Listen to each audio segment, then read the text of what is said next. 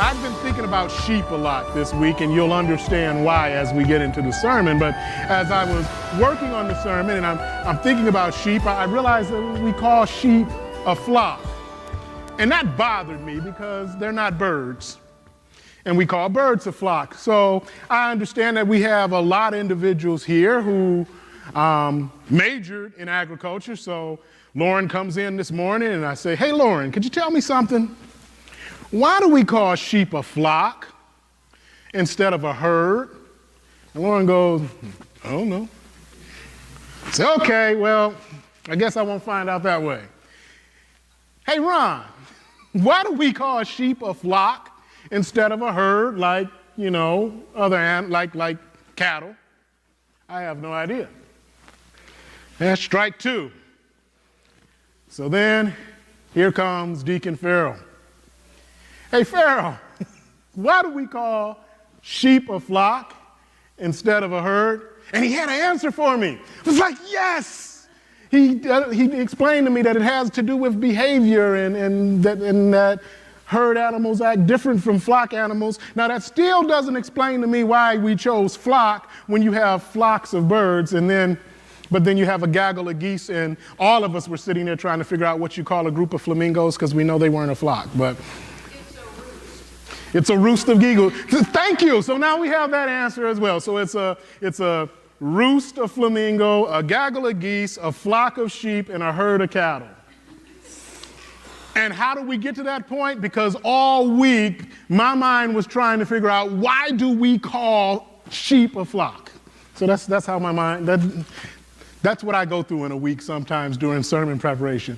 But how do we get there? What does sheep have to do with all of this? Well, I was sitting with some missionaries, and one of the missionaries was explaining to me how in certain cultures, they don't eat beef the way we do. They eat probably as much lamb as we do beef. And he was explaining to me that when you're dealing with a flock of sheep, that there are certain dangers that come into play. And he's saying that in some areas, in North America, the wolf is on the endangered species list, but in some areas, the wolf is still plentiful, and how the sheep will act a certain way when a wolf is around.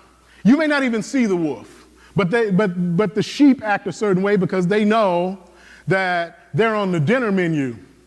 And so they get a little bit nervous.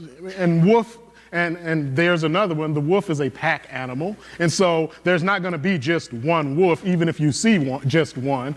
There's a few of them. And so the flock is very leery when you have the wolf in the area because they know what the possible danger is. But there's other dangers that the flock wasn't even aware of. And what he explained to me is that because of the nature of the way that sheep are, they're a naturally nervous animal, that you take them to the slaughterhouse, and when they get to the slaughterhouse, they have to go down this pen to go into the slaughterhouse to be slaughtered. Well, again, sheep, naturally nervous animals, they realize something's not right here, and so they won't go down the pen. And so they have this thing in certain societies, even here in the United States, although not so much, they have this goat called a Judas goat. And this goat is trained to go in and basically become a part of the flock. And then what he does is the flock will follow the Judas goat. And so the Judas goat walks down the pen, is basically saying, "Hey, nothing to worry about, nothing to see here, just follow me." And as he gets to the end of the pen, they open up a gate. He goes to the right and goes to safety, and then the entire flock goes in to be slaughtered. And that's what we have, a Judas goat. And so what we're going to talk about today is we're going to talk about wolves, and we're going to talk about Judas goats as we look at our text in John today. We're going to talk about beware of the wolf, beware of the Judas goat. John chapter 12, verses 1 through 11. I'm going to be reading from the New International, the NIV version. Once again, that is John chapter 12, verses 1 through 11. Beware of the wolf, beware of the Judas goat. I'd ask that all who could would please stand in reverence to God's words. 6 days before the Passover, Jesus came to Bethany where Lazarus lived, whom Jesus had raised from the dead. Here a dinner was given in Jesus' honor. Martha served while Lazarus was among those reclining at the table with him. Then Mary took about a pint of pure nard, an expensive perfume. She poured it on his feet and wiped his feet with her hair. And the house was filled with the fragrance of the perfume. But one of his disciples, Judas Iscariot, who was later to betray him, objected. Why wasn't this perfume sold and the money given to the poor? It is worth a year's wages. He did not say this because he cared about the poor, but because he was a thief and keeper of the money bag. He used to help himself to what was put into it. Leave her alone, Jesus replied. It was intended that this should be that she should save this perfume for the day of my burial. You will always have the poor among you, but you will not always have me. Meanwhile, a large crowd of Jews found out that Jesus was there and came not only because of him, but also to see Lazarus, whom he had raised from the dead. So the chief priests made plans to kill Lazarus as well. For on account of him, many of the Jews were going over to Jesus and believing in him. May the Lord add a blessing to the reading and hearing of his most holy and most true word. You may be seated. Beware of wolves, beware of the Judas goat. And so, as the church of God, we are often referred to as lambs or sheep. And the sheep are leery of the wolves. But as we will see today, when we look into our text, not only do we have wolves, we have the original Judas goat as well. But let's talk about the wolves first, because they operate differently. And when we look at our text today, where do we see the wolves? We see the wolves in the Pharisees. Because you see, what happens with a wolf is they prowl around. They look for a time when the flock is vulnerable. They will attempt to look around and they will look and they will see, is there a way that they can isolate one or two or three away from the rest of the flock? So they're trying for vulnerability, they're trying for isolation, and that is what these wolves, these Pharisees are trying to do to Jesus. They want to kill Jesus. And now they want to kill Lazarus. Him dying the first time wasn't enough. They've got to kill him again. Because of Lazarus and because of Jesus, these people are leaving them and going over to Jesus. And so these wolves, they need to find a way. They need to find a vulnerability. They need to find a way to isolate Jesus. They know that they can't do it in the temple. They know that they can't have him arrested when he's around a throng of people. That might start a riot. And so we know the story. This is 6 days before the Passover, so very soon the wolves are going to find their time. They're going to find the way to attack their prey. It's going to happen in a garden called Gethsemane. It's going to happen at night, not during the day. It's going to happen at a time when they see Jesus to be vulnerable. It's going to happen at a time when they see him to be isolated, because that's the way that the wolf operates. That's the way that the wolf chooses to attack.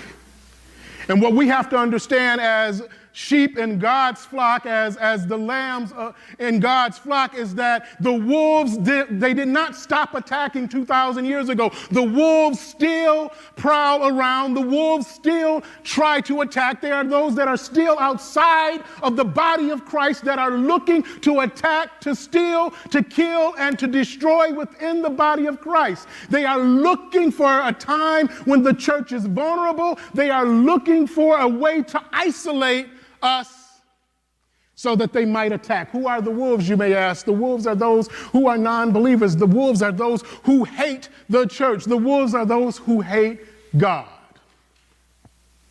And they exist. And they will use these wolf-like tactics.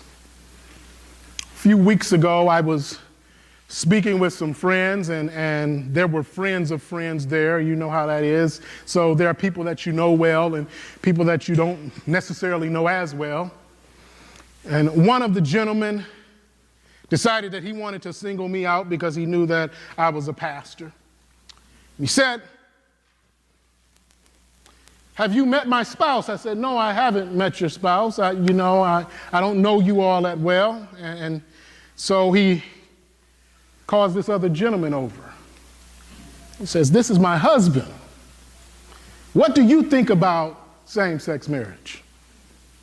I said, "Well, I'm going to answer that question for you in two ways. I'm going to give you the legal answer, and then I'm going to give you the biblical answer. The legal answer is that same-sex marriage in the United States today, because of a Supreme Court decision, is legal in all 50 of our United States. So you have as much right to marry this gentleman as I had to marry my wife. I am not going to be one that stands in front of the Supreme Court and yells and screams and pounds my fist and tries to overturn that decision. It is the way that things are. It is the way of the land. It is the legal process within the land. Now, that is the legal answer. Here's my biblical answer. Everything that is legal is not right. You can legally get married, but that doesn't necessarily make it right. There are a lot of things within this country that are legal that are not right. Had you come to me and asked me to perform your ceremony, I would have said no, because I believe that that is outside of the way that God intended for it to be. I believe that God intended for one man, one woman to marry for life. Now, I want to make one other thing clear. That doesn't mean I love you any less. That doesn't mean I don't hate you because of your lifestyle. I know that you might be thinking that. I disagree with your lifestyle, but I don't hate you. I love you just the same. You are still God's creation. Now, you all heard everything I just said, right? The very next response to show you how wolves operate was, "Why are some of you Christians so bigoted?" Were you not listening to anything that I just said? I didn't say I was going, the two of you are married. You are legally married. That's okay. I'm not going to get in the way of that. But you asked me, your question was, how do I feel about it? And I gave you the biblical answer based on my belief. And the very last thing I said to you was, I don't hate you because of it. But see, the wolf, again, what they're going to try to do is isolate you. And the greater culture says that this is okay. And so they will attempt to either get you to change your way of thinking or just shut up about it. Now, I'll be totally honest with you. Part of me wanted to say, I would have just shut up about it. You asked me. I wasn't going to have anything to say about it. I didn't even know who you were married to. You brought the subject up and you got an answer. And then you didn't like it. But that's the way the wolf will operate. Remember, they're looking for a vulnerability. The church is not meant to change to the will of society. Okay, let me say that one more time. The church of God, God's church, is not meant to change to the will of society. The church should be a change agent within society.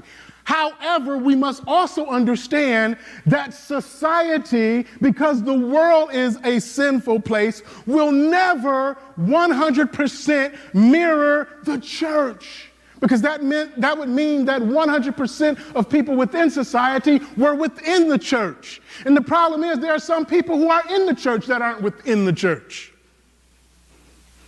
And we have to understand, as we look at the way things change within society, that does not mean that we change. We have to understand that the wolves are going to attack. The wolves are going to say that you are doing the things wrong. The wolves are going to say that you are a bigot. The wolves are going to say that you are hurtful. The wolves are going to say that you are hateful. They will attack. We have to beware of the wolves. Just like the Pharisees attacked. There will be those that are outside of the body, some of which may even be in our own families, that will attack. Why are you so bigoted? You know what that tells me? He didn't even listen to my answer. He just wanted me to say what he knew what I was probably going to say, and he wanted to just get that jab out there. And I could have taken the bait. But luckily, I just went back to no, but I still love you. And the most important thing I let him know is, guess what? God loves both of you. God still loves both of you, just like I do.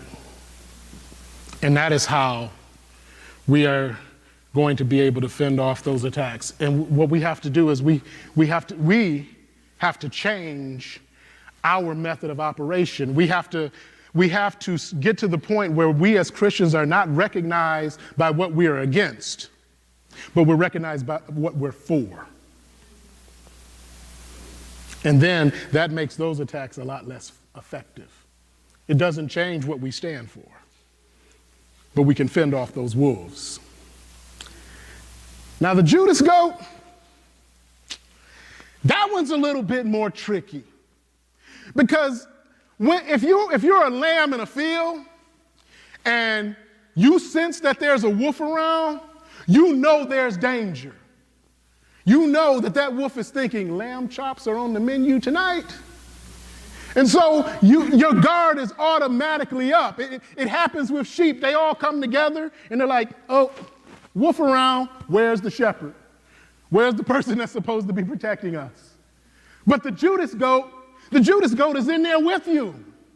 And the thing about the Judas goat is that they will do things and it will seem like they have good intentions. And because of that, the Judas goat will attempt to lead us astray, just like he leads the sheep to the slaughter. We see an example of that in our text today. You have Mary. She comes and she anoints Jesus' feet with this oil. And in other gospel, it says that she even wipes his feet with her tears.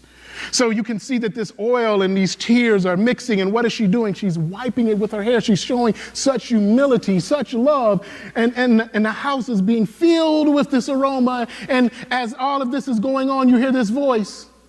What are you doing? That money could have been used for the poor. This perfume is worth a year's salary.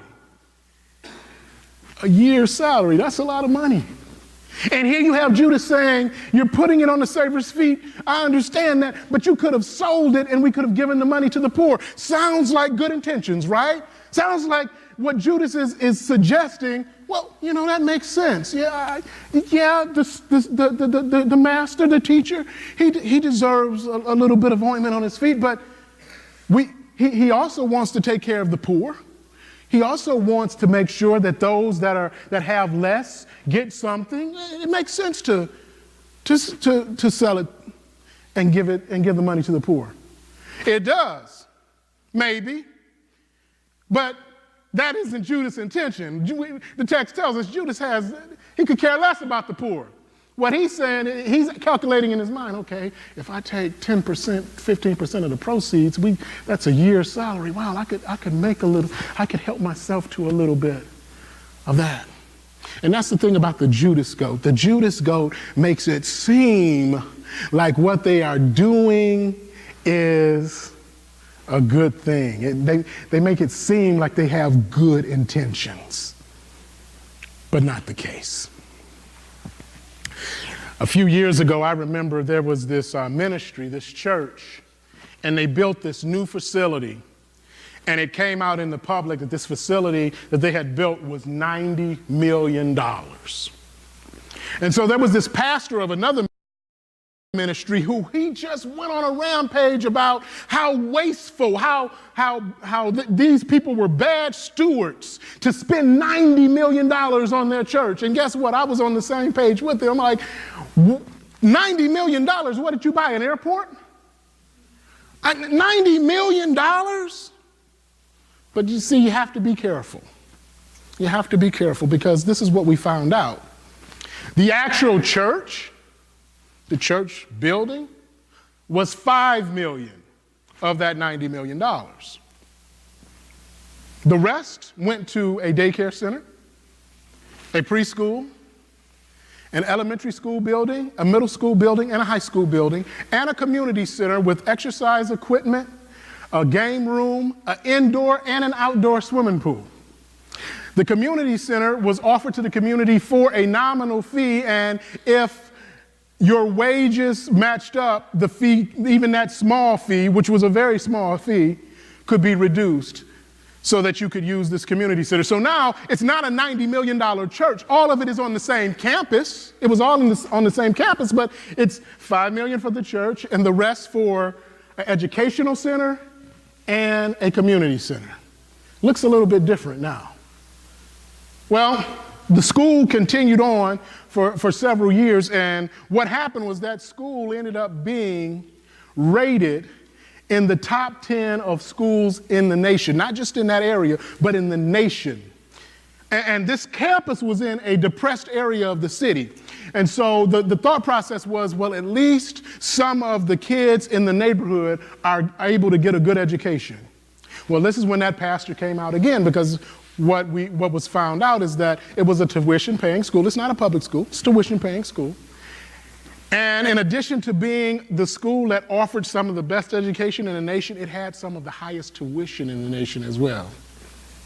And so this pastor is saying, well, what kind of stewardship is that? You aren't even helping the people within your community where you are. You have all of these rich kids coming in from the suburbs to go to this school, and you aren't helping the people in your community. And if your church is so successful, why isn't the church contributing to the school? Well, I wasn't going to get sucked in this time. I could see what he was saying, though. But I thought maybe there's something else to it. And again, it comes out. The church does have a line item in their budget that they contribute to the school. The school did have among the highest tuition of any private school in the nation. However, 1/4 of the students who attended the school attended on a tuition-free scholarship. 1/4. Another 1/4 attended the school on a reduced tuition scholarship. And what they told the other 50% is that the reason, and they were up front, they told people this up front, the reason that the tuition was so high is that in order to be able to subsidize the other 50%, they needed to charge a high tuition to those who could pay. And again, it's a choice. You either choose to come or not. And those who could pay chose to come. And because of that, the lower 50% could attend either for free or reduced tuition. And now you're thinking, okay, and they're being upfront about it. I could see where they're coming from. And the people in the community, because the people in the community would not have been able to afford to go to this school, some of them can now afford to go. And one of the things that made some of the wolves angry is that this school, this church school, which performed so well, was very specific in teaching Christian values. The wolves didn't like that. But this pastor says, okay, he leaves it alone. Until a few years later, when some transcripts of the pastor from the church with the church school come out, and this pastor attacks again. He's saying, this man is not a Christian. He does not preach the gospel. Again, you look at the transcripts and you're like, ooh, did he really say that about the Trinity? Oh, did he say that about salvation? Yeah, okay. We might have an issue here. But remember, you're only seeing an excerpt. You see the entire transcript. You listen to the entire sermon and you're like, that's biblical. So again, you have all of these issues that have come up. First, they're saying that they're not good stewards. Yes, they are. Next, they're saying that they're not taking care of the community. Yes, they are. They're saying that this church is not preaching the Bible. Yes, they are. So this pastor, he had good intentions, right? That's what it looks like. But remember, the Judas goat looks like they have good intentions, but they probably don't. And what we later found out is this is what's going on. The pastor that keeps attacking this ministry, that church also had a church school. Guess what was happening? Their enrollment was going down as this school's enrollment went up. Their church was growing, but it was growing very slowly, and this church was growing very quickly. What did we have here? We had good old-fashioned jealousy. And you see, that's how the Judas goat operates, though. The Judas goat makes it look like they have these pious reasons for doing things, and really they don't.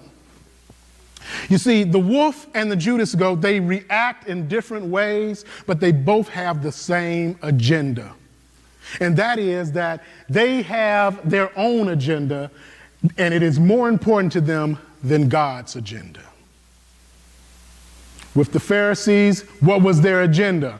We're losing power. We're losing authority. We're losing people. And so we need to attack to get rid of this Jesus. Judas, what was his agenda? I want to steal the money. And so what does he do? He says, let's give it to the poor. We've got to beware of the wolves. We've got to beware of the Judas goats. They are in our midst. They are in our midst. And we need to be aware of it. We need to protect ourselves from it. So how do you do that? Well, the first thing that we need to do is each of us, I always talk about self-examination, so we have to self-examine ourselves. We have to go look in the mirror and we have to look and see is that person looking back at us? Is that person a potential Judas goat? Is that person that is looking back a potential wolf in the midst of the church? Is that person looking back someone who has their own agenda that is going against the agenda that God has set? What are we seeing when we look in that mirror? We all, each of us as individuals, we have our agenda. We have our plans. We have the things that we plan to do in life. We have plans for our church. But what we need to make sure of are our plans in line with God's plans. If they are not, then we have to scrap our plans for the sake of God's plans. Because it is God's plan which must always be paramount. Understand, you cannot thwart God's plan. What God intends to happen will happen. You don't want to have to be one of those people that gets pushed out of the way. That can be painful. Second thing we want to do is pray for discernment. Pray that God would give us the discernment so that we can see those wolves when they are attacking from the outside. Pray to God that he might give us the discernment so that we can see those Judas goats that are among us. We can see those that are trying to hide their own personal agenda in what looks like good intentions. And then we have to make sure that we do not allow anyone to stop us from acting on the will of God and giving God his due. Because in essence, that is what Judas was trying to do. He was trying to get Mary to stop giving Jesus what he was due.